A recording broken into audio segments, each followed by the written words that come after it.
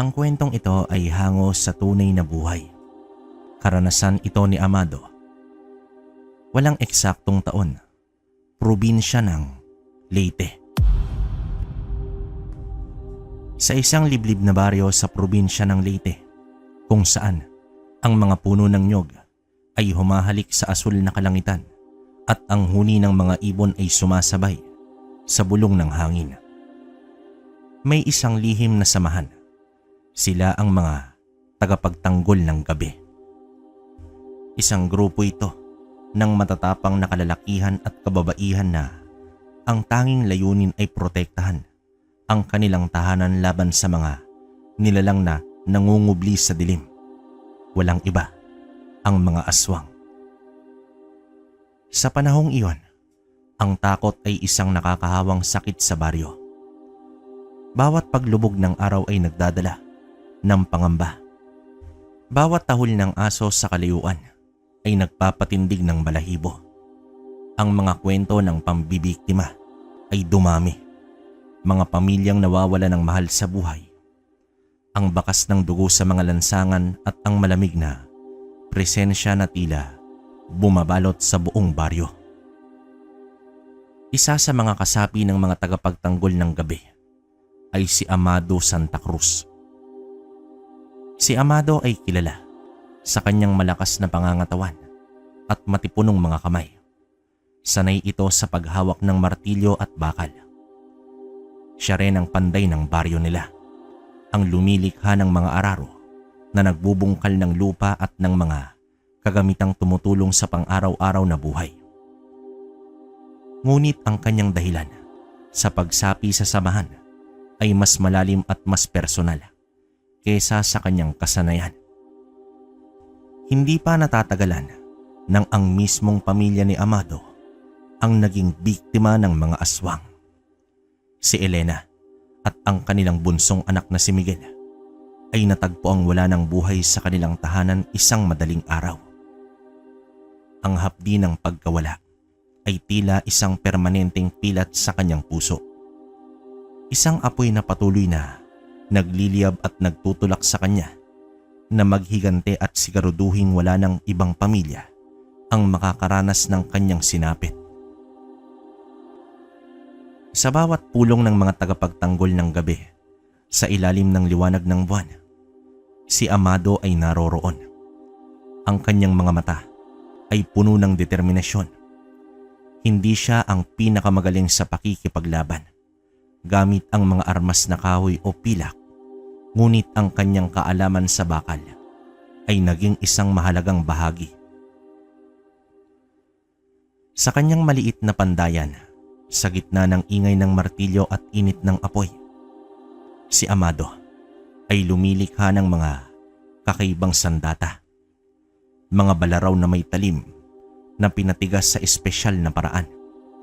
Mga amuletong bakal na pinaniniwala ang may kakayahang magtaboy sa masasamang espiritu. At maging ang mga bitag na gawa sa matitibay na kadena. Isang gabi noon, habang ang buwan ay nakasilip sa likod ng maitim na ulap, isang balita ang dumating sa kanilang taguan. May isang pamilya sa hilagang bahagi ng baryo ang muling inatake. Walang pag-aatubili, naghanda ang mga tagapagtanggol ng gabi. Kasama naman sa pangkat si Amado. Hindi lamang bitbit ang kanyang mga ginawang sandata, kundi pati na rin ang matinding galit at pagkauhaw sa hustisya. Ang kanilang paglalakbay sa madilim na gabi ay puno ng kaba.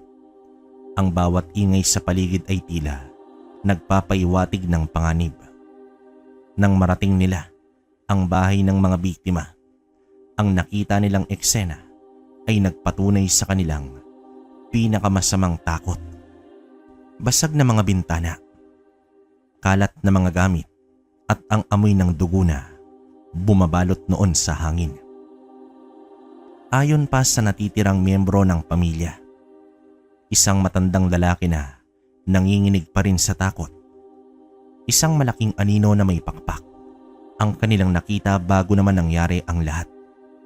Isang uri ito ng aswang na matagal na nilang kinatatakutan. Dito na nagkaroon ng pagkakataon si Amado na ipakita ang kanyang kahalagahan. Gamit naman ang kanyang kaalaman sa mga kahinaan ng bakal laban sa mga nilalang na ito. Nagplano siya kasama ang iba pang mga kasapi. Nagtayo sila ng mga bitag na bakal sa mga posibleng daanan ng aswang at naghanda ng mga sibat na may matutulis na dulo na kanyang pinanday. Sa sumunod na gabi, muling bumalik ang aswang, ngunit hindi nito inaasahan ang paghihintay ng mga tagapagtanggol ng gabi. Sa pamumuno ni Amado, matapang silang humarap sa halimaw. Ang mga bitag na bakal ay naging epektibo sa pagpigil sa mas mababang bahagi ng katawan nito, habang ang iba ay sumugod gamit ang kanilang mga sandata. Si Amado, sa kabila ng kanyang kawalan ng formal na pagsasanay sa pakikipaglaban, ay nagpakita ng tapang na hinango sa kanyang pighati. Ang kanyang mga ginawang sandata ay tumagos sa balat ng aswang. Bawat atake ay may kasamang sigaw ng paghihigante. Sa uli, sa tulong ng buong samahan, ang aswang ay bumagsak. Isang malagim na katapusan para sa nilalang na naghahasik ng lagim sa baryo. Mula noon, ang baryo nila ay unti-unting nakabangon mula sa takot. Ang mga tagapagtanggol ng gabi, kasama si Amado, ang panday na naging mandirigma, ay patuloy na nagbabantay. Ang kanilang pagkakaisa at katapangan ay nagbigay ng pag-asa sa mga tao. Patunay ito na kahit sa pinakamadilim na gabi, mayroong liwanag ng paglaban at pag-asa. Ang pandayan ni Amado ay hindi na lamang lumilikha ng mga gamit para sa pang-araw-araw na buhay, kundi pati na rin ng mga sandata ng pagtatanggol, isang simbolo ng kanilang matatag na paninindigan laban sa anumang uri ng kasamaan na maaaring sumalakay sa kanilang tahanan. Isang mainit na hapon, habang si Amado ay naglalakad patungo sa kanyang pandayan, mula naman sa kanyang maliit na sakahan sa labas ng baryo, may isang kakaibang figura ang humarang sa kanyang daan. Isa itong matandang lalaki na tinatayang nasa 70 taong gulang. Nakatayo ito sa gitna ng maputik na landas. Ang kanyang balat ay kulubot na tila pinatuyong dahon at ang kanyang mga mata ay mapupungay ngunit may kakaibang kinang. Hindi naman pamilyar ang mukha ng matanda kay Amado. Sa isang maliit na baryo, halos lahat ay magkakakilala. Ang presensya ng isang dayuhan ay agad nakakapukaw ng atensyon, lalo na sa panahong puno ng pangamba. Magandang hapon. Ikaw ba si Amado ang panday ng baryong ito?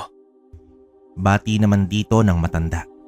Ang kanyang boses ay bahagyang paos, ngunit may tono itong palakaibigan. Magandang hapon din po, Manong. Ako nga po. Sino po kayo? Tugon dito ni Amado, na bahagyang nagtataka. Ako si Tasio. Bago lang ako rito. Naghahanap sana ako ng isang mahusay na panday. At ang pangalan mo ang siyang bumulalas sa mga usapan ng mga tao. Sagot naman sa kanya ng matanda. Isang matipid na ngiti ang lumitaw sa kanyang mga labi. Bagamat palakaibigan ang tinig ni Tasio, hindi nawala ang pag-iingat ni Amado. Sa kasalukuyang sitwasyon ng baryo, ang pagiging mapaghinala ay isang lakas na reaksyon. Hindi niya maaaring isantabi ang posibilidad na ang matanda ay may ibang pakay sa kanila, lalo na at ang mga aswang ay maaaring magbalat kayo.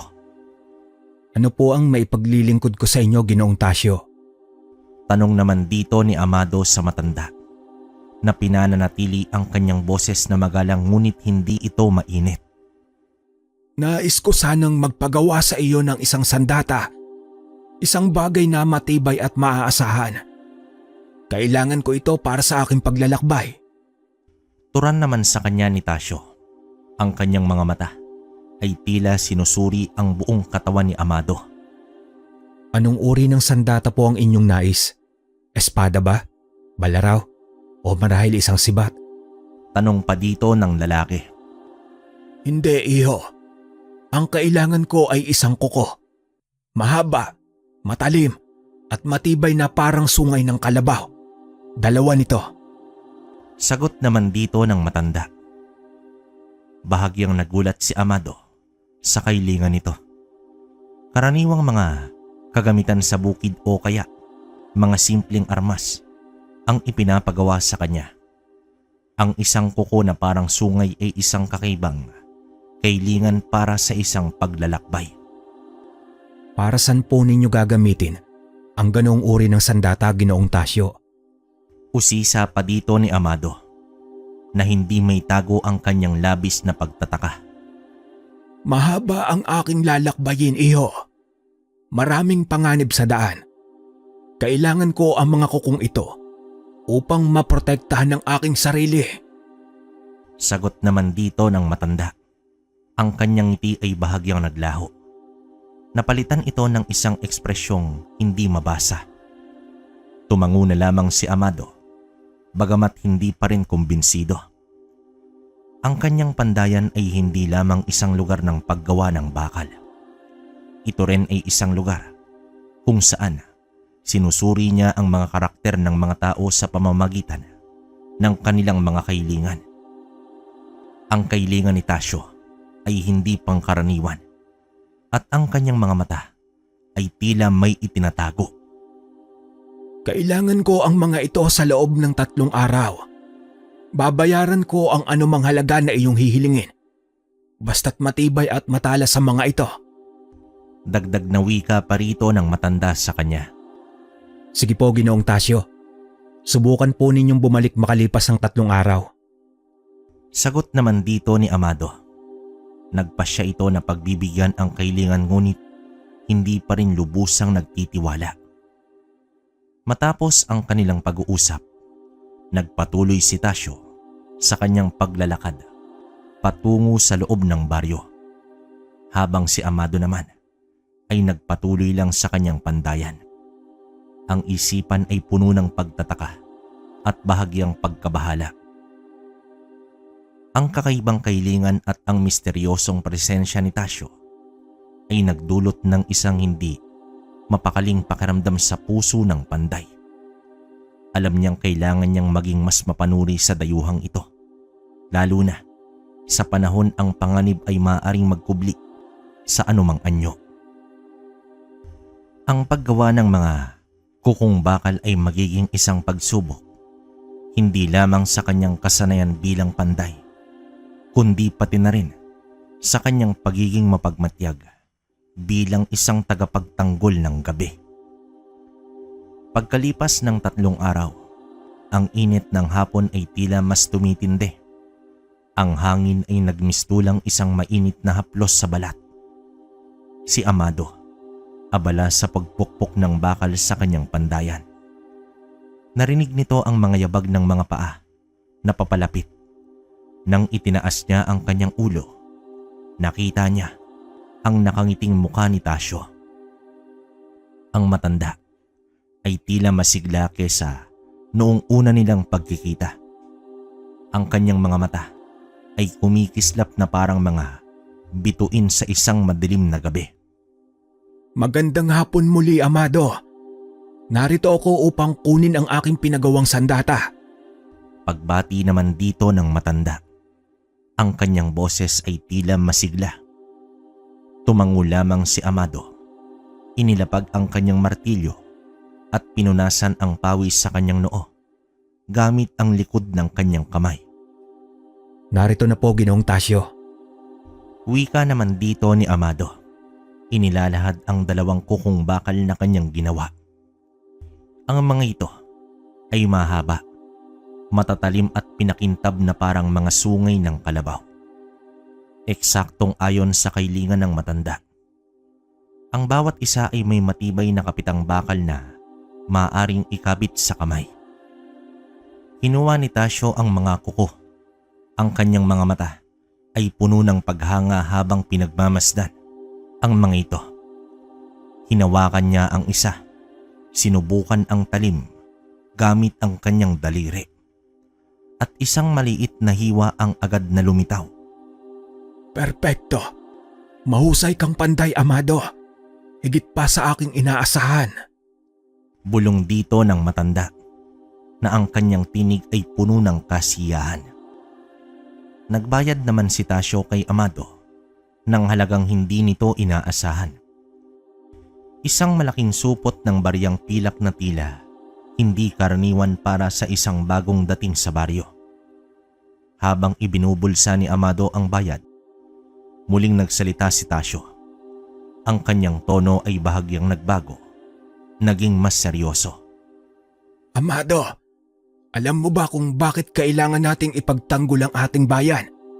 Wika naman dito ni Tasyo na ang mata ay nakatitig ng diretso kay Amado.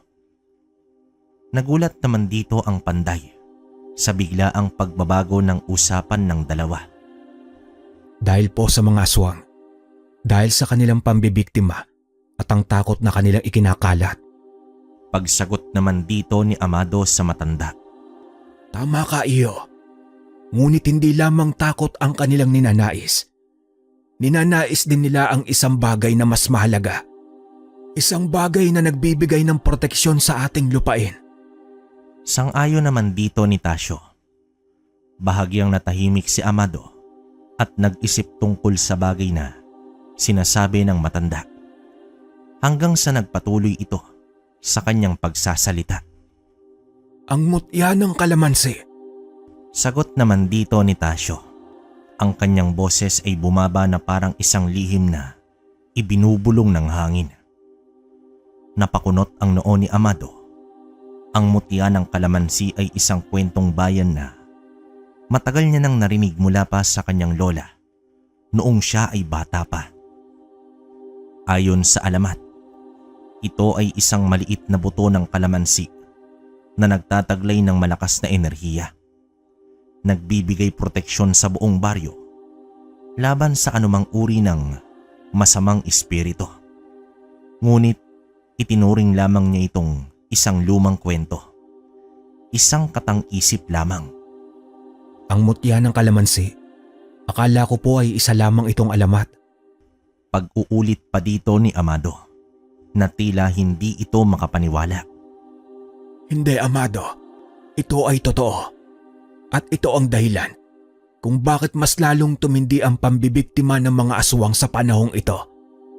Alam nilang humihina ang proteksyon ng mutya at sinusubukan nilang makuha ito. Mariing wika naman dito ni Tasyo. Kung gayon, nasan po ang mutyang ito?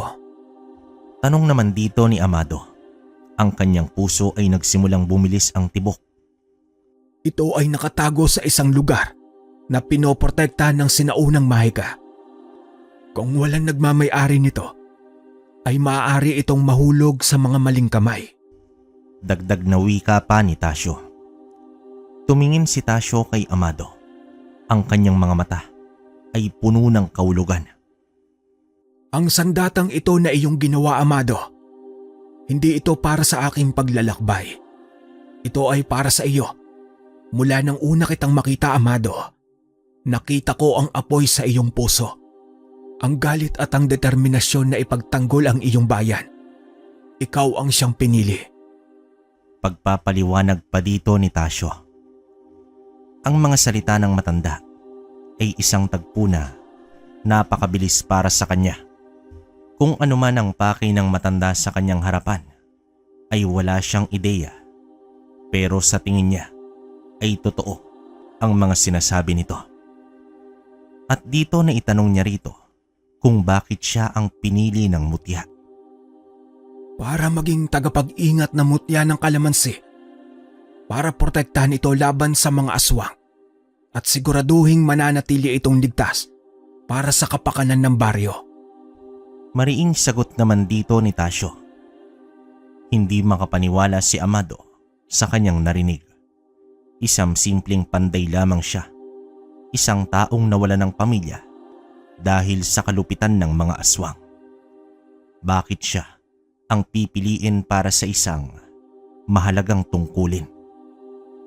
Ngunit bakit po ako? Marami pong mas matatapang at mas may kakayang tao sa baryo. Pagtatanong dito ni Amado na tila puno siya ng pagdududa. Ang tapang ay hindi lamang sa lakas ng katawan, Amado. Ito ay nasa puso, sa iyong paninindigan at sa iyong pagmamahal sa iyong tahanan. Nakita ko ang lahat ng iyon sa iyo at ang sandatang ito, itinuro niya ang mga kukong bakal ay magsisilbing iyong pananggalang. Sagot naman sa kanya ng matanda. Ngunit bakit niyo po ito ibinibigay sa akin? Bakit hindi na lamang po ikaw ang gumawa nito mismo? Tanong pa dito ni Amado. Ang aking panahon ay malapit ng matapos, Amado. Ako ang huling tagapag-ingat ng mutya sa aking henerasyon. Matagal na ako naghahanap ng karapat-dapat na papalit sa akin. At naniniwala akong ikaw yon. Malungkot na sagot naman dito ni Tasyo. Inabot ni Tasyo ang isang maliit na supot na gawa sa pinong tela. Narito ang mutya ng kalamansi. Ingatan mo ito ng buong puso mo, Amado. Ang kaligtasan ay nasa iyong mga kamay. Sabi pa dito ng matanda habang inilalagay ito sa palad ng panday. Dito binuksan ni Amado ang supot na yon. Sa loob nito ay may isang maliit na bato. Hindi mas malaki kesa sa isang tunay na kalamansi. Ito ay kumikinang sa isang malambot na berdeng liwanag. Tila may buhay na pulso sa loob nito. Hindi niya naman may paliwanag ang kakaibang enerhiya na bumabalot dito. Ngunit ramdam niya ang isang malakas na kapangyarihan na nagmumula rito. Pero paano ko po ito mapoprotektahan? Tanong naman dito ni Amado na ang kanyang boses ay puno ng pag-aalala. Panatilihin mo itong malapit sa iyo. Ang iyong matinding hangarin na protektahan ng iyong bayan ang magsisilbing unang pananggalang nito. Ngunit kailangan mo ring maging matalino at maingat. Ang mga aswang ay hindi titigil hanggat hindi nila nakukuha ang mutya. Mahabang paliwanag naman dito ni Tasyo. Inabot ni Amado ang mga sandatang siya mismo ang gumawa at tinanong sa matanda kung para saan ang mga ito. Iyan ang iyong magiging panlaban. Ang bakal, lalo na ang pinanday ng may dalisay na layunin, ay may kakaibang epekto sa mga nilalang na ito. Gamitin mo ito ng buong tapang. Dagdag na paliwanag pa dito ni Tasyo. Isang malalim na katahimikan ang bumalot sa kanila. Tinitigan ni Amado ang mutya sa kanyang palad. Pagkatapos ay tumingin siya sa matanda. Ang kanyang muka ay puno ng pagkalito at responsibilidad. Hindi ko po alam kung kakayanin ko po ito, Mang Tasyo. Wika naman dito ni Amado na tila ang kanyang boses ay halos isang bulong na lamang. Mayroong kang lakas sa loob mo, Amado. Huwag mong maliitin ang iyong sarili. Ang pagmamahal mo sa iyong pamilya at sa iyong bayan ang iyong magiging gabay. Nakangiting tugon dito ni Tasyo. Bigla namang bumuhos ang isang matinding ubo mula kay Tasyo. Ang kanyang katawan ay bahagyang nanginig. Hinawakan ni Amado ang kanyang braso upang alalayan ito. Ayos lang po ba kayo, Ginong Tasyo? Tanong dito ni Amado na tila puno ito ng pag-aalala para sa kalagayan ng matanda. Ang aking oras ay talagang malapit na. Ngunit payapa akong aalis dahil alam kong nasa mabuting kamay na ang mutya. Mahinang sambit naman dito ni Tasyo. Tumingin si Tasyo sa kalangitan. Ang kanyang mga mata ay puno na ng kapayapaan. Tandaan mo, Amado, ang tunay na lakas ay hindi lamang sa paglaban, kundi sa pagprotekta rin sa iyong mga pinakamamahal. Huling habilin naman dito ni Tasyo. Pagkatapos niyang sabihin ang mga salitang yon, ang kanyang katawan ay biglang nanghina at siya ay nawala ng malay sa bisig ni Amado. Agad na tinawag ni Amado ang ibang mga kasapi ng mga tagapagtanggol ng gabi.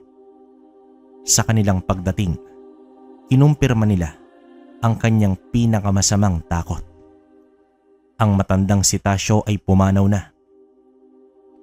Sa gitna ng kanilang pagluluksa, hindi maaaring isantabi ni Amado ang mahalagang responsibilidad na iniatang sa kanyang balikat. Hawak niya ngayon ang mutya ng kalamansi, ang susi sa kaligtasan ng kanilang baryo. Ang mga kukong bakal na ipinagawa ni Tasyo ay hindi lamang isang sandata, kundi isang simbolo ng kanyang bagong tungkulin. Mula naman sa araw na yon, nagbago na ang buhay ni Amado. Hindi na lamang siya ang simpleng panday ng baryo. Siya na ngayon ang tagapag-ingat ng mutya ng kalamansi. Ang huling linya ng depensa laban sa mga aswang. Ang kanyang pandayan ay naging isang lugar ng pagpapanday, hindi lamang ng bakal, kundi pati na rin ng pag-asa. Ang bawat martilyo na kanyang pinupukpok ay isang panata na ipagtatanggol ang kanyang bayan. Ang alaala ni Elena at Miguel, ang kanyang magiging lakas, at ang mutya ng kalamansi, ang kanyang magiging gabay sa dilim na kanilang kinakaharap. Ang kwento ng panday na naging tagapagbantay ay nagsisimula pa lamang. Ang pagpanaw ni Tasyo, bagamat isang dayuhan na dumating lamang sa kanilang buhay ng hindi inaasahan, ay nagdulot pa rin ng isang matinding lungkot sa puso ng grupo ni Amado. Ang kanyang biglaang pagkawala ay tila isang malamig na hangin na humahampas sa kanilang bagong tuklas na pag-asa. Dito ipinagluksa nila ang matanda sa abot ng kanilang makakaya. Nagtirik ng kandila at nag-alay ng mga panalangin para sa kanyang kaluluwa. Sa maikling panahon na nakasama nila si Tasyo, naramdaman nila ang kanyang malasakit at ang bigat ng responsibilidad na kanyang inatang kay Amado. Ang kanyang dedikasyon sa pagprotekta sa baryo ay isang bagay na kanilang iginagalang. Gayunpaman, sa gitna ng kanilang kalungkutan, ang presensya ng mutya ng kalamansi ay nagbibigay ng isang bagong silakbo ng pag-asa. Ang maliit na batong kumikinang sa malambot na berdeng liwanag ay tila naglalaman ng isang pangako ng proteksyon, isang garantiya na hindi sila lubusang pinabayaan sa kanilang laban kontra sa dilim. Ang enerhiya na nagmumula rito ay nakapagpapasigla, isang tahimik na bulong ng lakas at katatagan. Sa pangunguna ni Amado, ang mga tagapagtanggol ng gabi ay nagtipon. Ang takot na dating bumabalot sa kanilang mga puso ay unti-unting napapalitan ng isang matatag na determinasyon. Alam nilang hindi sapat ang pag-asa lamang. Kailangan nila itong samahan ng aksyon at paghanda. Ipinagkatiwala sa atin ni Ginoong Tasyo ang isang malaking responsibilidad. Hindi natin maaaring sayangin ang kanyang sakripisyo. Kailangan natin maging handa sa anumang pagsubok na ating haharapin. Wika naman ni Amado sa kanyang mga kasamahan. Ang mutya ng kalamansi ay mahigpit niyang hinawakan sa kanyang mga palad. Mula noon, ang baryo ay naging isang kampo ng pagsasanay. Ang mga matatapang na kasapi ng mga tagapagtanggol ng gabi ay walang pagod na sinanay si Amado sa iba't ibang uri ng pisikal na labanan. Itinuro nila sa kanya ang mabisang paggamit ng iba't ibang sandata. Mula sa mga simpleng bolo hanggang sa mas komplikadong sibat at pana. Ang kanyang malakas na pangangatawan bilang panday ay naging isang malaking kalamangan, at sa tulong ng kanilang mga tagapagsanay, mabilis siyang natuto ng mga bagong teknik sa pakikipaglaban. Ngunit ang kanilang pangunahing atensyon ay ang mutya ng kalamansi. Sa pamamagitan ng maingat na pag-aaral at pag-e-eksperimento, unti-unti nilang laman ang pambihirang taglay nitong kakayanan. Napansin nila na ang liwanag na ibinubukan nito ay lumalakas kapag malapit ito sa panganib, na tila nagbibigay ito ng isang babala. Nadiskubre din nila na ang paghawak nito ay nagbibigay ng kakaibang lakas at tibay naman sa umahawak. Higit sa lahat, nalaman nila na ang direktang pagtama ng enerhiya mula sa mutya ay nakakapahina at nagpapahirap sa mga aswang. Tila isang pananggalang at isang sandata ang mutyang ito. Ito ang magiging kalasag natin laban sa kanilang kasamaan. Manghang sabi naman dito ni Tandang Manuel, isa sa mga pinakamatandang kasapi ng samahan na may malawak na kaalaman sa mga sinaunang paniniwala. Ang mga kukung bakal na ginawa ni Amado ay naging mahalagang bahagi rin ng kanilang paghahanda. Natuklasan nila na ang bakal na pinanday sa ilalim ng matinding layunin na protektahan ang bayan ay may kakaibang bisa laban sa mga aswang, lalo na kapag sinamahan ng enerhiya ng mutya ng kalamansi.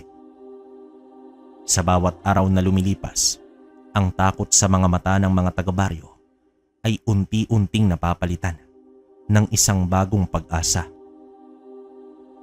Ang presensya ng mga tagapagtanggol ng gabi na ngayon ay mas organisado at mas handa ay nagbigay sa kanila ng katiyakan na hindi sila nag-iisa sa kanilang laban. Ang mga bata ay muling naglaro sa labas hanggang sa dapit hapon. Ang mga magsasaka naman ay masigasig na nagtatrabaho sa kanilang mga bukid. At ang mga matatanda ay muling nagkwentuhan sa mga bangko sa harap ng kanilang mga tahanan. Ang normal na ritmo ng buhay sa baryo ay unti-unting bumabalik. Si Amado, sa gitna ng lahat ng ito, ay naging isang simbolo ng kanilang bagong pag-asa. Ang dating panday na puno ng pighati ay ngayon isang matapang na lider. Ang kanyang mga mata ay puno ng determinasyon at ang kanyang puso ay puno ng pagmamahal sa kanyang bayan. Ang mutya ng kalamansi ay palaging nakasabit sa kanyang leeg, isang palatandaan ng kanyang responsibilidad at ang pinagkukunan ng kanyang lakas. Isang gabi, habang ang buwan ay muling tumataas sa kalangitan, isang tahimik ngunit matinding tensyon ang bumalot sa baryo. Ang mga aswang, tila nababahala sa bagong lakas ng mga tao, ay muling nagparamdam. Mga kakaibang anino ang nakita sa paligid ng baryo at ang nakakatakot na iyaw ng mga ito ay muling umalingaw-ngaw sa katahimikan ng gabi. Ngunit sa pagkakataong ito, hindi na sila sinalubong ng takot at panghihina. Dito sinalubong sila ng matatapang na mandirigma, handang ipagtanggol ang kanilang tahanan. Sa unang linya ay naroon si Amado. Ang mga kukung bakal sa kanyang mga kamay ay handang sumunggab. Ang mutya naman ng kalamansi sa kanyang dibdib ay kumikinang ito ng maliwanag. Ang labanan ay naging mabangis. Ang mga aswang sa kanilang desperadong pagtatangka na mabawi ang kanilang kontrol sa baryo ay sumugod ng walang awa. Ngunit ang mga tagapagtanggol ng gabi na pinamumunuan ni Amado ay matatag na humarap sa kanila. Ang enerhiya ng mutya ng kalamansi ay naging isang mabisang sandata, nagpapahina sa mga aswang sa bawat direktang pagtama nito. Ang mga kukong bakal ni Amado na pinanday ng kanyang galit at pagmamahal ay tumagos sa kanilang balat, nagdulot ng matinding sakit at labis na pagkasira. Sa bawat aswang na mga bumabagsak, ang pag-asa sa puso ng mga taga-baryo ay lalong tumitibay. Ang kanilang pananampalataya sa kanilang mga tagapagtanggol at sa kapangyarihan ng mutya ng kalamansi ay hindi ito natitinag. Nakita nila ang tapang ni Amado, ang kanyang dedikasyon sa pagprotekta sa kanila at ito ay nagbigay sa kanila ng lakas na harapin ang kanilang sariling mga takot. Sa madaling araw, nang ang unang sinag ng araw ay sumilay sa parte ng silangan, ang labanan ay natapos. Ang mga aswang na dumanas ng matinding pagkatalo ay umurong sa kadiliman. Nag-iwan ng katahimikan sa baryo. Ang mga tao ay lumabas mula naman sa kanilang mga tahanan. Ang kanilang mga muka ay puno ng pasasalamat at labis na kagalakan. Dito sinalubong nila ang mga tagapagtanggol ng gabi bilang kanilang mga bayani, at si Amado ang kanilang naging pinuno at simbolo ng kanilang tagumpay. Mula noon, ang baryo ay hindi na muling ginambala ng talamak na pambibiktima ng mga aswang.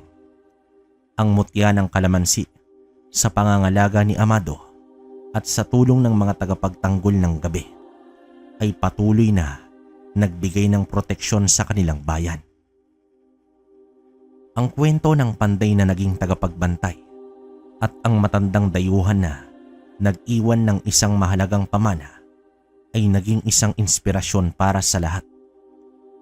Isang patunay na kahit sa harap ng pinakamadilim na kasamaan, ang pagkakaisa, tapang at ang pag-asa ay maaaring magtagumpay.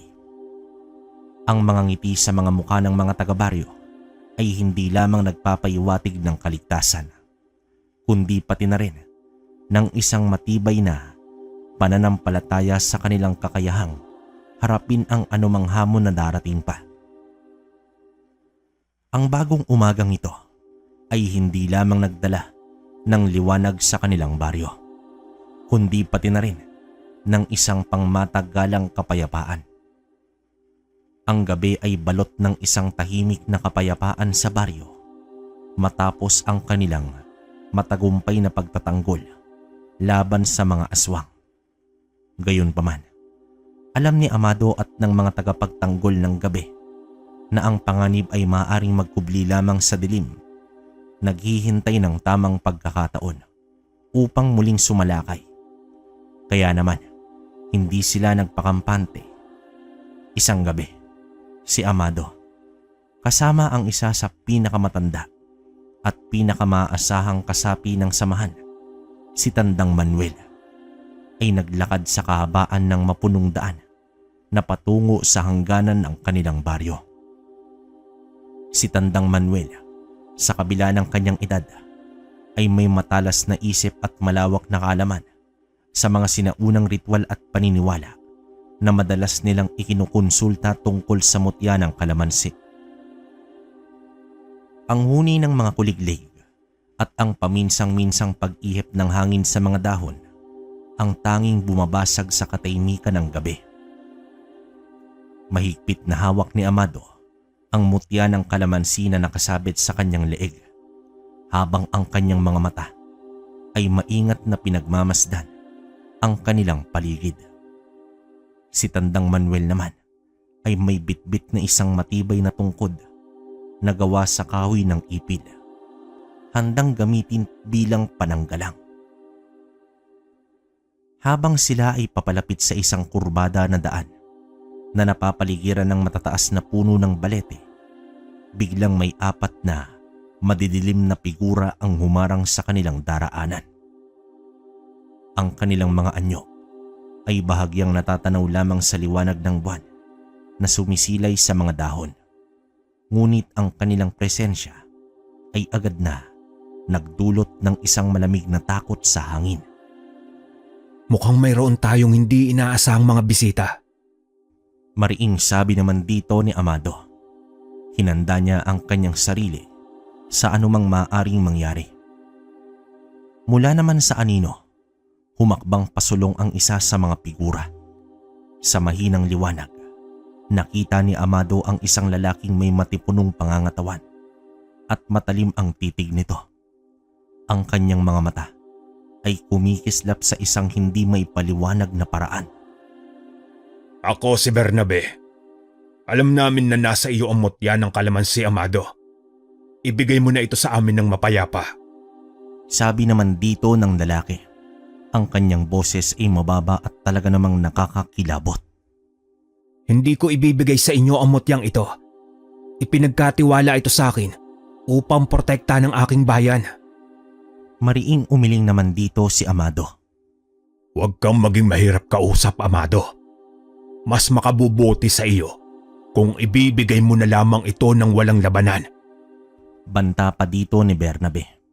Isang mapanuyang ngiti ang lumitaw sa kanyang mga labi. Hindi ako natatakot sa inyo. Ipagtatanggol ko ang baryo hanggang sa aking huling hininga. Matapang na tugon dito ni Amado habang hinihigpitan niya ang paghawak sa kanyang mutya. Wes, kung yan ang gusto mo, Amado, pagbibigyan kita. Sabi pa dito ni Bernabe. At sa isang senyas niya, ang 3 iba pang mga aswang ay tila naghanda na sa isang pag-atake. Wala nang ibang pagpipilian. Alam ni Amado na kailangan nilang lumaban ng oras na yon. Tandang Manuel, mag-ingat po kayo. Paalala naman dito ni Amado bago siya sumugod patungo sa pinakaharap na aswang. Ang labanan ay mabilis at marahas. Ang mga aswang ay mabilis at maliksi. Ang kanilang mga kuko ay matatalim at ang kanilang mga mata ay puno ng uhaw sa dugo. Dito sinubukan ni Amado na gamitin ang enerhiya ng mutya ng kalamansi. Itinuturo ito sa kanyang mga kalaban na nagdulot sa kanila ng bahagyang pag-urong dahil naman sa hapdik. Gamit ang mga kukong bakal na ginawa niya, nakipaglaban si Amado ng buong tapang. Sa isang mabilis na pag-atake, nagawa niyang sunggaban ang isang aswang. Ang matatalim na dulo ng bakal ay tumagos sa katawan nito. Ang aswang naman ay umungol sa sobrang sakit bago ito tuluyang bumagsak sa lupa nang wala ng buhay. Ngunit ang kanilang tagumpay ay may kapalit. Habang abala si Amado sa pakikipaglaban sa 2 pang aswang, si Tandang Manuel ay sinalakay ng isa sa mga ito. Sa kabila ng kanyang katapangan at pagtatanggol, gamit ang kanyang tungkod, ang bilis at lakas ng aswang ay naging labis naman para sa kanya. Nakita ni Amado sa gilid ng kanyang mata ang pagbagsak ni Tandang Manuel. Isang malalim na sugat ang nakita niya sa dibdib ng matanda. Tandang Manuel! Sigaw dito ni Amado. Ang kanyang puso ay kumirot sa labis na sakit at panghihinayang. Ang pagkamatay ni Tandang Manuel ay nagdulot ng matinding galit kay Amado. Sa isang sigaw ng paghihiganti, mas lalo niyang pinalakas ang enerhiya ng mutya ng kalamansi at buong puwersa niyang hinarap ang natitirang 2 aswang. Ang kanyang mga atake ay naging mas mabagsik at mas determinado. Sa tulong ng enerhiya ng mutya at ng kanyang mga kukong bakal, nagawa niyang sugatan ang isa pa sa mga aswang. Ngunit ang isa ay nakatakas sa dilim. Nang humupa naman ang labanan, lumuhod lamang si Amado sa tabi ng katawan ni Tandang Manuel. Ang matanda ay nakahandusay na sa lupa. Ang kanyang mga mata ay nakapikit na. Isang malalim na kalungkutan ang bumalot kay Amado. Nawalan na naman siya ng isang mahalagang tao sa kanyang buhay dahil sa mga aswang. Paumanhin po, Tandang Manuel. Hindi ko po kayo nailigtas. Bulong pa dito ni Amado. Ang kanyang boses ay puno ng pighati. Ang pagkamatay ni Tandang Manuel ay isang malaking dagok sa grupo.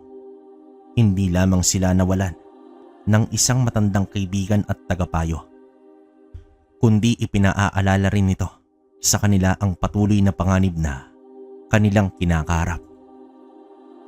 Ang tagumpay laban sa isang aswang ay may kapalit na isang buhay, at ang kanilang laban ay malayo pa sa pagtatapos. Bagamat puno ng kalungkutan ang kanyang puso, alam ni Amado na hindi siya maaaring magpatalo sa kanyang pighati. Ang responsibilidad na iniatang sa kanya ay mas malaki kaysa sa kanyang personal na pagdadalamhati.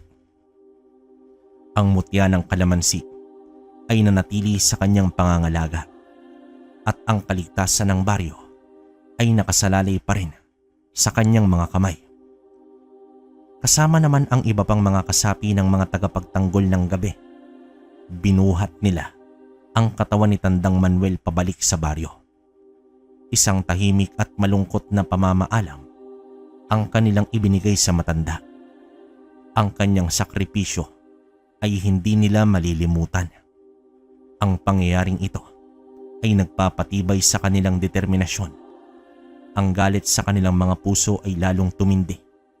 Ngunit ito ay sinamahan ng isang mas matinding pangangailangan na maging mas matalino at mas epektibo sa kanilang pakikipaglaban. Alam nilang ang mga aswang ay hindi titigil at kailangan nilang maging handa sa anumang susunod na pag-atake. Si Amado, bagamat nasasaktan, ay nanumpa sa kanyang sarili na hindi niya bibiguin ang tiwala ni Tasyo at ang sakripisyo ni Tandang Manuel. Ang mutya ng kalamansi ay magiging kanyang sandata at kalasag, at ang alaala ng mga mahal niya sa buhay ang magiging kanyang lakas sa patuloy nilang pagharap sa dilim na nagtatangkang bumalot sa buong baryo. Ang kanilang laban ay nagpatuloy. Isang madugong paalala na ang kapayapaan ay hindi basta-basta makakamtan. Ang init ng pandayan ay tila hindi na naramdaman pa ni Amado. Nang gabing yon, ang kanyang mga kamay ay abala naman sa pagpukpok ng mainit na bakal. Ang ingay ng martilyo ay sumasabay sa kanyang mapait na ritmo ng kanyang mga iniisip. Ang alaala ni Tandang Manuel ay sariwa pa rin sa kanyang isipan. Isang sugat na hindi agad maghihilom. Ang bigat ng responsibilidad na iniatang sa kanya. Ang bigat ng pagkabigo sa pagprotekta sa kanyang kaibigan ay tila isang mabigat na pasan sa kanyang balikat. Habang abala siya sa kanyang trabaho, ang mahinang kaluskos sa labas ng kanyang pandayan ang pumukaw sa kanyang atensyon. Itinigil niya ang kanyang pagpapanday at maingat na nakinig. Ang kaluskos ay muling umulit, mas malapit na ngayon. Alam ni Amado na hindi ito ang karaniwang tunog ng mga hayop sa gabi. Dahan-dahan niyang inilapag ang martilyo at bumunot ng isang matalim na balaraw na kanyang ginawa. Dito maingat siyang lumapit sa pintuan at sumilip sa may siwang. Sa mahinang liwanag ng buwan, nakita niya ang isang pamilyar na figura na nakatayo sa labas. Si Bernabe, ang aswang na humarang sa kanila noong gabing namatay si Tandang Manuel. Isang malamig na galit ang kumulo sa dibdib ni Amado. Hindi niya inaasahan na maglalakas loob pa ang aswang na ito na bumalik. Amado, nakikita kong abala ka pa rin. Bati naman dito ni Bernabe. Ang kanyang boses ay mas mababa at mas mapanganib kesa noong una. Hindi naman sumagot si Amado. Mahigpit niyang hinawakan ang balaraw, handang ipagtanggol ang kanyang sarili at ang mutyang hawak niya. Hindi ako nagkamali sa aking pagbabalik. Alam kong narito pa rin sa iyo ang mutya ng kalamansi. Pagpapatuloy na wika ni Bernabe. Ang kanyang mga mata ay nakatitig lamang doon. Hindi ko ibibigay sa iyo ang mutyang ito, Bernabe. Lumayas ka na bago pa kita mapilitang paslangin. Mariing sabi naman dito ni Amado. Ang boses nito ay puno ng pagbabanta. Akala ko ba ay natuto ka na sa nangyari sa iyong matandang kaibigan? Ang pagmamatigas mo ay walang maidudulot na mabuti, Amado. Dito tumawa si Bernabe. Isang malamig at nakakakilabot na tunog. Ang pagtatanggol sa aking bayan ay hindi pagmamatigas. Ito ay tungkulin. Tugon pa dito ni Amado. Tungkulin? Ano ang iyong bayan kumpara sa kapangyarihan na maaaring ibigay sa iyo ng mutyang iyan? Isipin mo, Amado. Maaari kang maging katulad namin. Malakas at walang kinatatakutan. Mapanuyang ulit na wika naman dito ni Bernabe. Mas gugustuhin ko pang mamatay bilang isang tao kaysa mabuhay bilang isang halimaw. Mariing sambit naman dito ni Amado. Kung iyan ang iyong desisyon, pagbabayaran mo ito. Hindi lamang ikaw ang magdurusa, Amado. Mayroon akong mga paraan upang kumbinsin ka na isuko ang mutya. Maghintay ka lamang. Ang ngiti sa labi ni Bernabe ay biglang nawala. Napalitan ito ng isang mapanganib na ekspresyon. Pagkatapos niyang sabihin ang mga salitang yon, si Bernabe ay mabilis na tumalikod at naglaho sa dilim ng gabi. Tila isang anino na biglang nawala. Ang banta ni Bernabe ay nagdulot ng matinding pagkabahala kay Amado. Alam niyang ang aswang na ito ay hindi nagbibiro. Ang kanyang sinabi tungkol sa mas malalang mangyayari ay nagparamdam kay Amado ng isang malamig na takot, hindi para sa kanyang sarili, kundi para sa iba pang mga kasapi ng mga tagapagtanggol ng gabi at sa buong baryo. Dito agad na ipinaalam ni Amado sa natitirang mga kasapi ng samahan ang tungkol sa pagbisita ni Bernabe at ang kanyang mga banta. Nagpulong sila ng gabing yun. Ang tensyon sa kanilang maliit na taguan ay halos mahawakan. Kailangan nating mas maging maingat. Ang mga aswang ay desperado na. Hindi natin alam kung ano ang kanilang susunod na gagawin. Wika naman dito ni Aling Marta. Ang kanyang muka ay puno ng pag-aalala. Kailangan nating palakasin ang ating seguridad. Maglagay tayo ng mga bantay sa paligid ng baryo at maganda sa anumang pag-atake. Dagdag na wika naman dito ni Mang Topeng, isa sa pinakamatatapang na mandirigma sa grupo nila. Sumang-ayon ang lahat sa mga mungkahi. Alam nilang kailangan nilang mas maging mapagmatyag at mas handa kaysa kailanman. Ang banta ni Bernabe ay isang malinaw na indikasyon na ang laban ay malayo pa sa pagtatapos. Makalipas ang ilang araw, isang mahalagang pulong ang itinakda ng grupo sa isang liblib na lugar sa labas ng baryo. Isang maliit na kubo sa gitna ng kakahuyan na kanilang ginagamit bilang kanilang lihim na tagpuan. Napagkasundoan nilang pag-usapan ang kanilang mga susunod na hakbang at pagtibayin ang kanilang mga plano sa pagtatanggol. Maagang nagtungo naman si Amado sa lugar ng pagpupulong. Ang mutya ng kalamansi ay mahigpit niyang nakayakap. Habang papalapit siya sa kubo, isang kakaibang katahimikan ang bumalot sa paligid. Wala siyang marinig na anumang ingay. Walang mga tinig ng kanyang mga kasama na karaniwang naghihintayan sa lugar. Isang masamang kutob ang bumalot sa kanyang puso.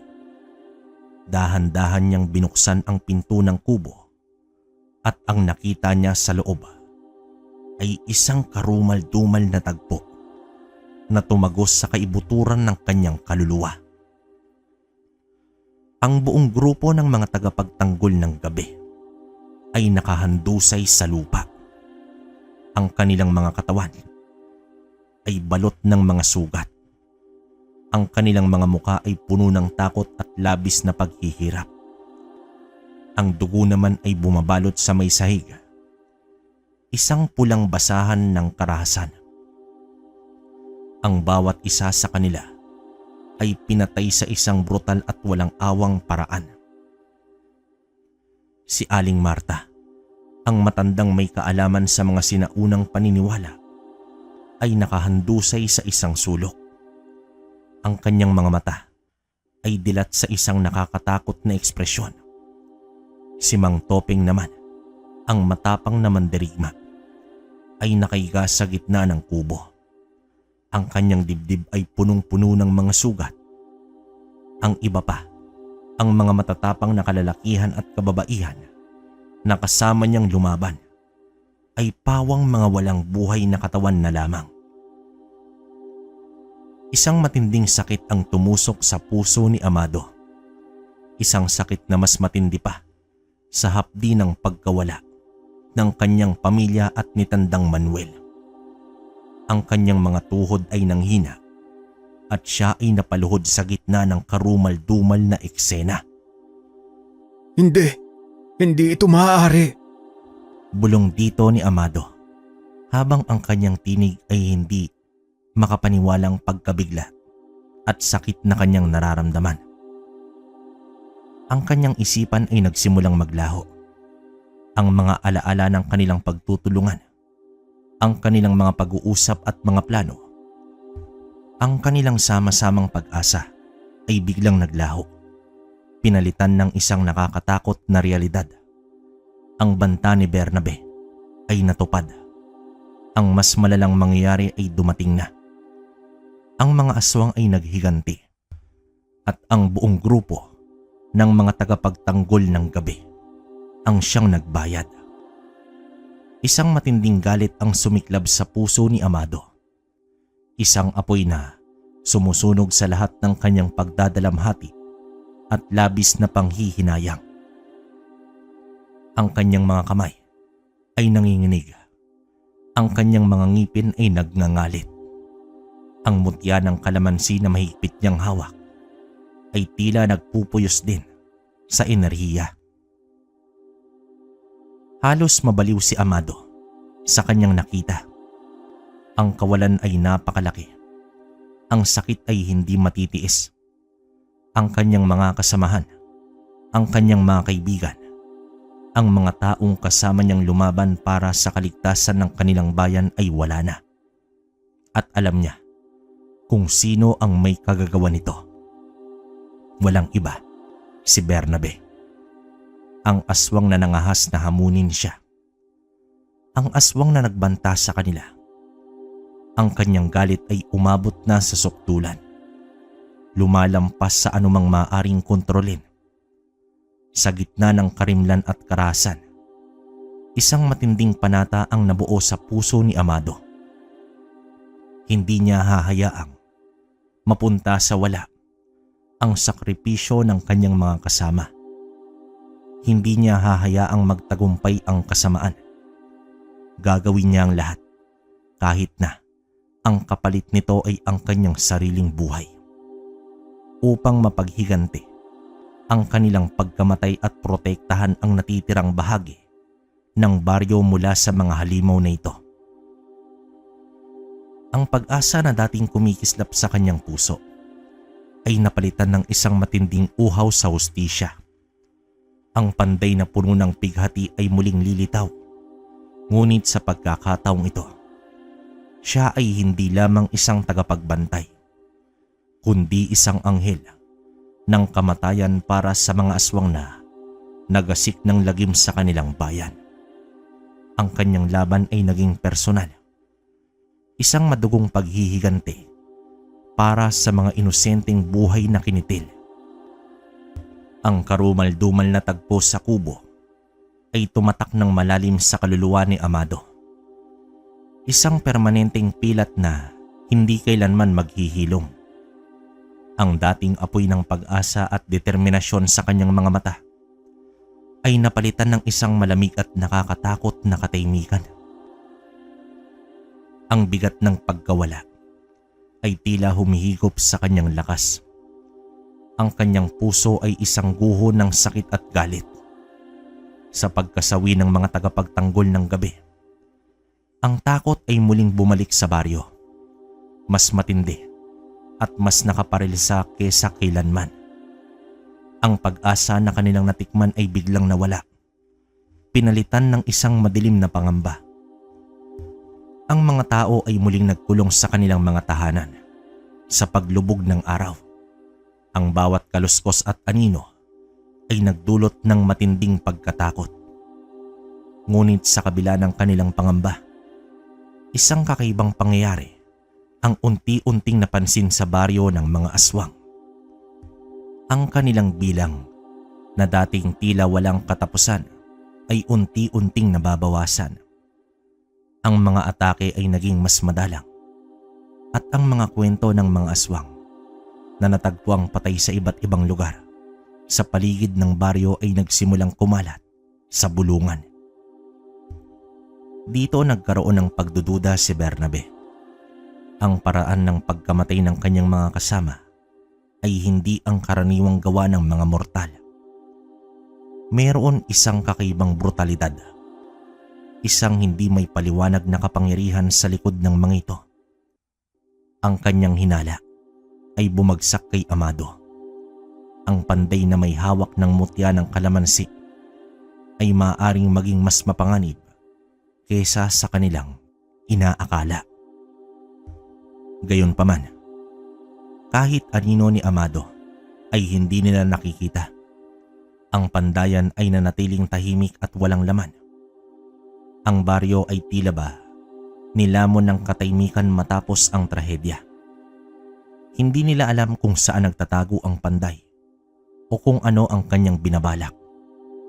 Lumipas ang mga buwan at ang bilang ng mga aswang ay patuloy na humihina. Ang takot sa baryo ay nanatili, ngunit may bahagyang pag-asa na sumisilay sa ilang puso. Marahil naisip nila ay natakot ang mga aswang at lumayo na.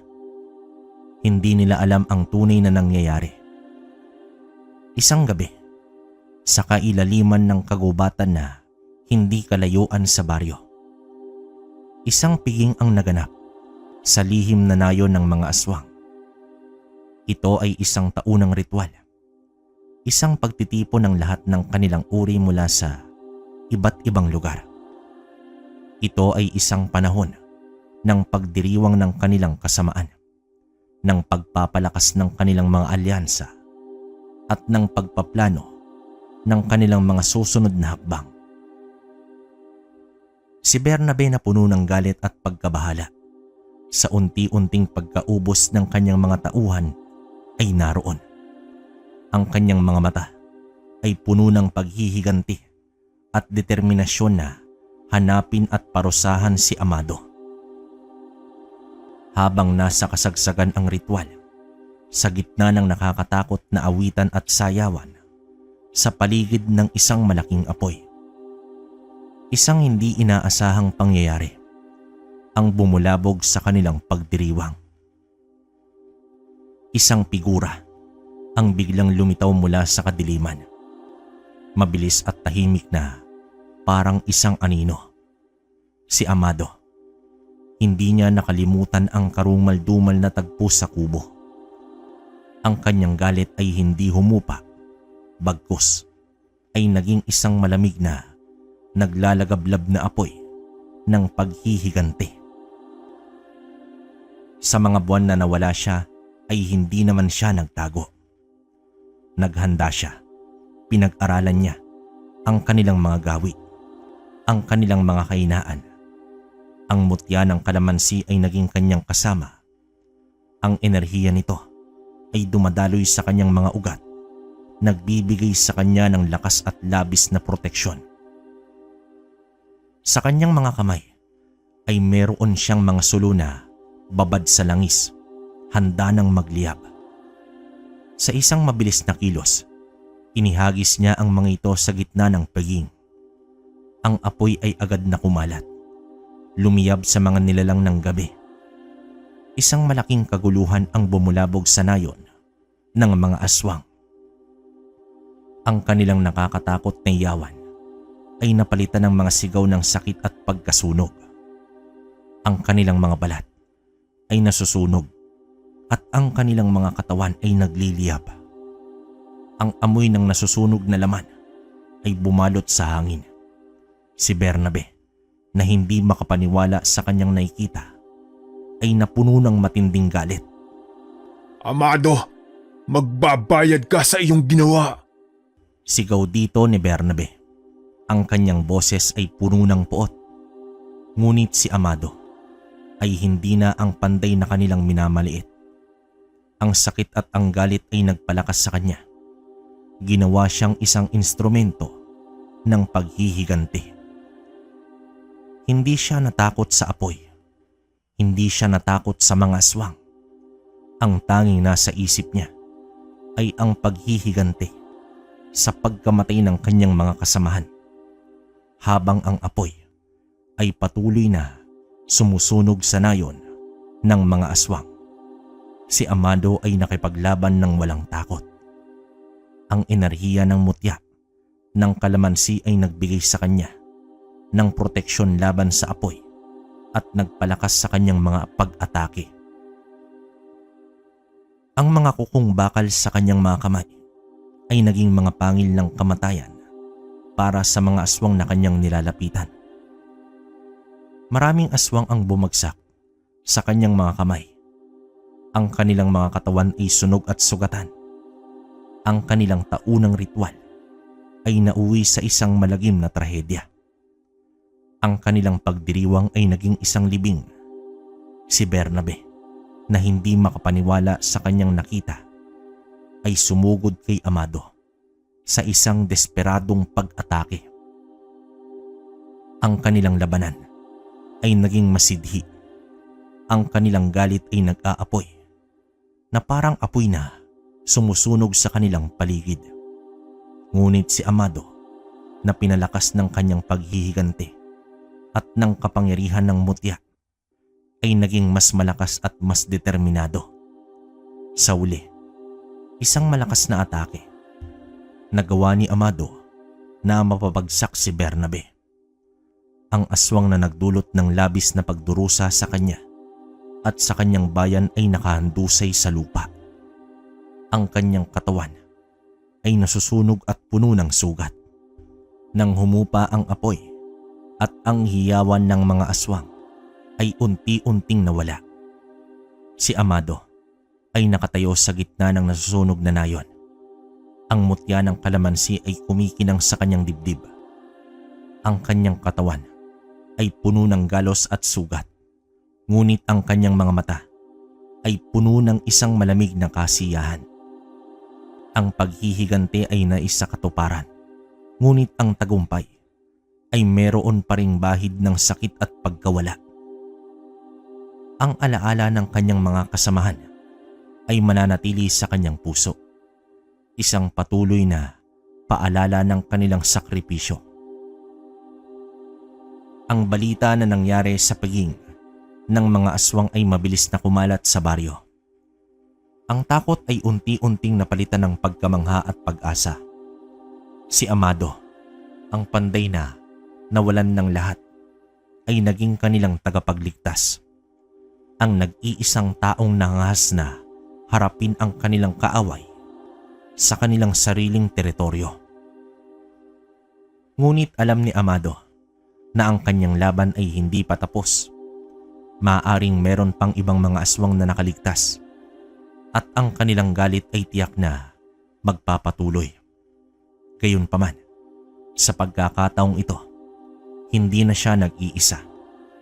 Ang kanyang ginawa ay nagbigay ng lakas at inspirasyon sa iba pang mga taga-baryo. Ang apoy ng paglaban ay muling sumiklab sa kanilang mga puso.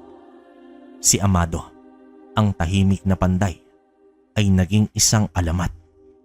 Ang kanyang tapang at determinasyon ay nagbigay ng bagong pag-asa sa kanyang bayan. At sa bawat paglubog ng araw, habang ang mga anino ay muling humahaba, ang mga tao ng baryo ay hindi na lamang naghihintay sa kanilang kapalaran. Sila ay naghahanda, handang ipagtanggol ang kanilang tahanan, inspirasyon ng kanilang tagapagligtas na si Amado. Ang balita ng kanyang walang takot na paglusob sa piging ng mga aswang ay kumalat ng mabilis sa mga karatig bayan. Hindi lamang sa kanilang baryo. Si Amado, ang dating panday, ay hindi na lamang isang tagapagtanggol. Siya ay naging isang alamat, isang birator ng aswang. na kinatatakutan ng mga nilalang ng dilim at iginagalang ng mga mortal. Ang kanyang pangalan ay naging isang bulong ng pag-asa sa mga lugar na pinananalasa ng mga aswang.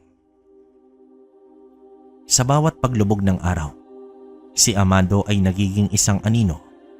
Naglilibot ito sa paligid ng baryo at sa mga karatig pook, handang harapin ang anumang banta. Ang kanyang mga kukong bakal, ang mutya ng kalamansi na palaging nakasabit sa kanyang leeg, at ang kanyang mataas na balaraw, ang kanyang naging mga kasama. Ang kanyang pandayan ay nanatiling tahimik. Ang apoy nito ay matagal nang napawi, simbolo ng kanyang bagong buhay na nababalot ng pakikipaglaban. Naging mabagsik siyang tagapagtanggol. Walang awas sa kanyang mga kaaway. Ang kanyang galit sa pagkamatay ng kanyang pamilya at mga kasama ay nagtulak sa kanya. Ginawa siyang isang walang humpay na puwersa laban sa kasamaan. Maraming aswang ang bumagsak sa kanyang kamay. Ang kanilang paghahari ng takot ay unti-unting nawawala sa kanyang mga pagsalakay.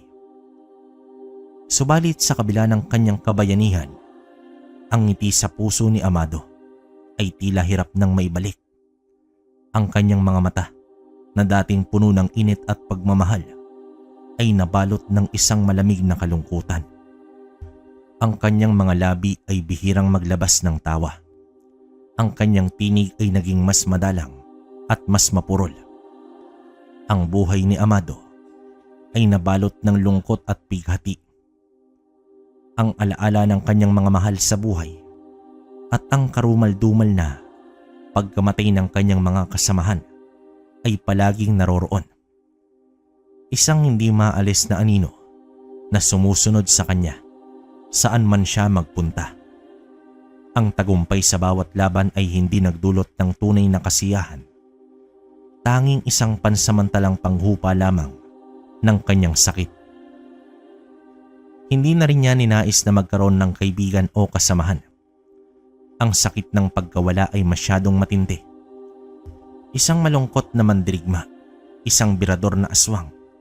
Ang tanging kasama ay ang kanyang pighati at ang kanyang walang humpay na laban. Ang mga tao sa baryo at sa mga karatig lugar ay iginagalang siya. Ngunit merong ding bahid ng takot sa kanilang mga mata kapag siya ay kanilang nakikita. Ang mabagsik na tagapagtanggol ay tila lumayo na rin sa kanila. Ang puso ay abala sa pakikipaglaban sa kanyang sariling mga demonyo. Sa paglipas ng mga taon, ang kwento ni Amado ay naging isang alamat na puno ng kabayanihan at trahedya. Ang birador ng aswang na nag-alay ng kanyang buhay sa pagprotekta sa iba, ngunit hindi na kailanman natagpuan ang kapayapaan sa kanyang sarili. Siya ay naging isang simbolo ng pag-asa ng sakit ng pagkawala. Isang paalala na ang kabayanihan ay maaaring may malalim na kapalit. At sa kanyang paglalakbay sa gabi, nag-iisa ngunit matapang, si Amado ay patuloy na nagbantay. Ang birador ng aswang na ang puso ay nanatiling sugatan. Ngunit ang determinasyon ay hindi kailanman naglaho. Ang kanyang kwento ay nanatiling isang madilim ngunit mahalagang bahagi ng kasaysayan ng baryo. Isang wakas na puno ng kabayanihan ngunit nababalot ng walang hanggang lungkot. Wakas.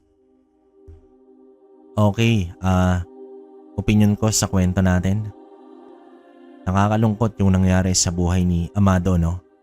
Kung natapos nyo man yung kwento, talagang sobrang bakbakan tong storya. Yun nga lang, nakakalungkot sa part ni Amado kasi unang-una namatay yung asawa at anak niya, di ba? Tapos itong si Tasyo, yung matandang nagbigay sa kanya ng mutya, saka yung nagpagawa ng kukong bakal. Yun, nakakalungkot din yun. Pero hindi naman dahil sa labanan, no? Kumbaga, parang napili ito talagang si Amado na maging isang antingero, no? Tapos yun nga, sino pa yung isa? Si Tandang Manuel, saka yung ibang kasama nila, sila Marta. No, grabe, napaka-brutal ng kwentong to. Hindi ko lang din alam kung anong klaseng aswang tong si Bernabe. Feeling ko nahana ito sa mga gabunan, no. Yun nga lang, hindi masyadong pinaliwanag dito sa kwento natin. Pero ano't ano pa man, ang ending naman naging okay naman eh. Kumbaga, masaya pa rin na nakaligtas si Amado. Yun nga lang, binalot na siya ng paghihiganti. Yun ang pangit talaga pag ang nararamdaman mo pagganti, yan, kumbaga wala na yun eh. Kumbaga negative na yun mga kabaryo. Kaya kayo, manatili lang kayong kalmado, saka wag kayo masyadong nagpapadala sa galit. Kagaya na ito ni Amado. Pero kung di naman siya nagpadala, pwedeng wala tayong kwentong nababasa ngayon kasi marahil namatay itong si Amado, di ba? Saka yung baryo nila. So yon, hindi ko na rin masyado papabain yung komento natin. Kayo, kung may komento kayo sa kwento, comment nyo sa baba para mabasa namin. Tapos, yun nga, yung shoutout ko sa inyo siguro mga next upload na lang. Unti-unti nating babalik yon. So, yon. Suportahan nyo rin yung kwentong kalakbay natin. Yan. Tuwing 2:30 PM. No? Tapos, kwento ni Kabaryo sa katong kwentong baryo. Paano? Hanggang dito na lang muna. Hanggang sa susunod na kwento. Salamat.